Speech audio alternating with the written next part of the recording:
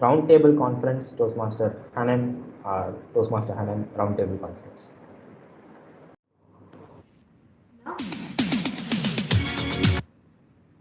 Yeah. Okay. So, okay, cool. Everything's fine. Sneha, you can start timing now. Great, just great. AK is backed out and now she wants me to take it up. I really don't know what to say at this point. Okay, Hanan, just say no. It's not that hard.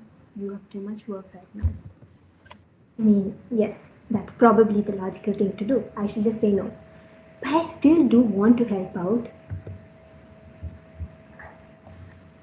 Wait a minute. Why is this guy backing out in the first place? I think you can still help without taking it up if you can convince him to take it up again, probably. What do you think? That's actually not a bad idea. I'd have to spend like half an hour max trying to convince him, but I'm still helping. I don't have to take it up though. I just don't know if I have that kind of time right now. Dude, listen to me.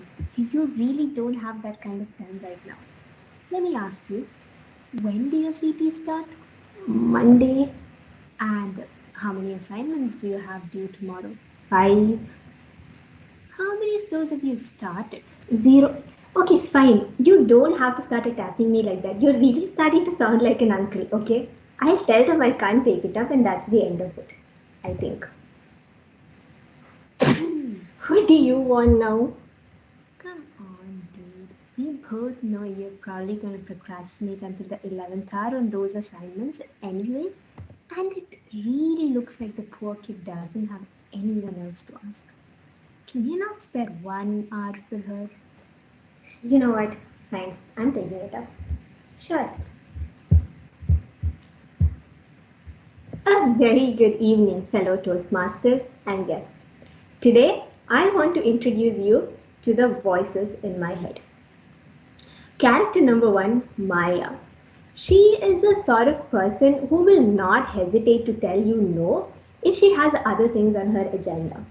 Like if she has her entire day planned out in front of her and you ask her for a favor, she's going to tell you no to your face. And if I am to describe her in one line, she'd be the sort of person who's always running a race against herself, time, the world in general. And the only thing she can see is the finish line in front of her. So she's not looking around to see if anybody's accompanying her on that race or if she's alone, because it really doesn't matter to her. Character number 2, Isha, though, is a slight contrast to this. She really does care about what people think about her. So anytime she wants to get something done, she can be very persuasive and she's always talking to people, taking the initiative, getting them to do things. But in the process, she ends up talking more and listening less. That is one thing that she's always faced criticism about. People really like to say that she loves the sound of her own voice. And character number 3. Now, this is a stark contrast to character number 2, Isha. Her name is Sarah, and she's the sort of person who will not talk until you really prod her to. And finally, when she does talk, she's like that one silent friend in every group. She is savage. Because she will dissect the situation like it's Hell's Kitchen and she's Gordon Ramsay. Like it's John Watson and she's Benedict Cumberbatch. Like it's my life and she's the neighbor next door. Auntie यार existential crisis मत दिया करो. Anyway, you get the point. She is very logical when she speaks, and each thing that she says is well thought out. So she is super analytical in her conversations and she does not bring emotion in.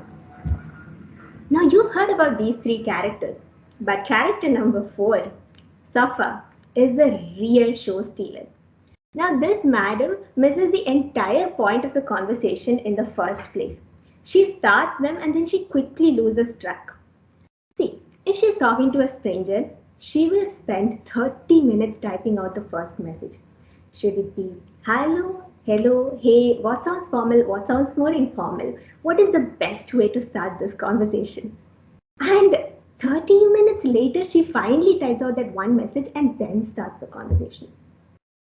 And if it's people whom she knows, then it's even worse. Because then she has to think about how they will take it. Can she even ask them a favor in the first place? And all of those things.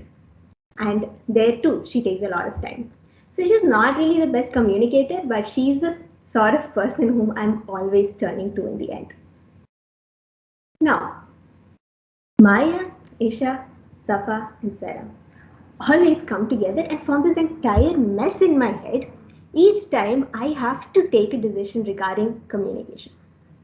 They call a roundtable conference and start deciding what course of action I should be taking.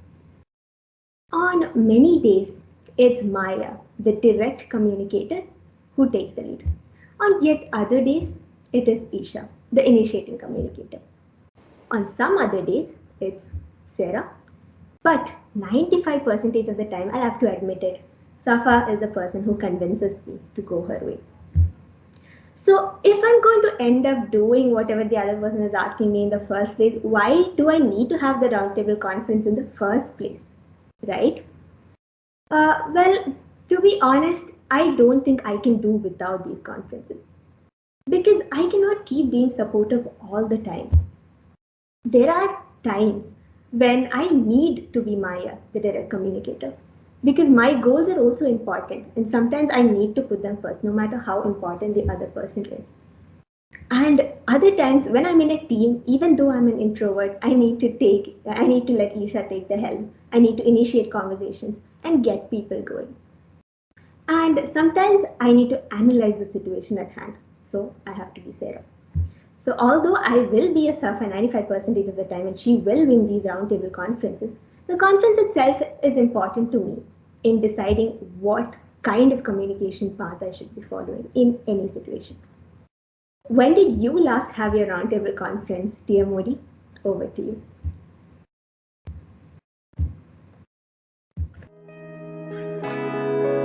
That was awesome, Toastmaster Hanan. And yeah, so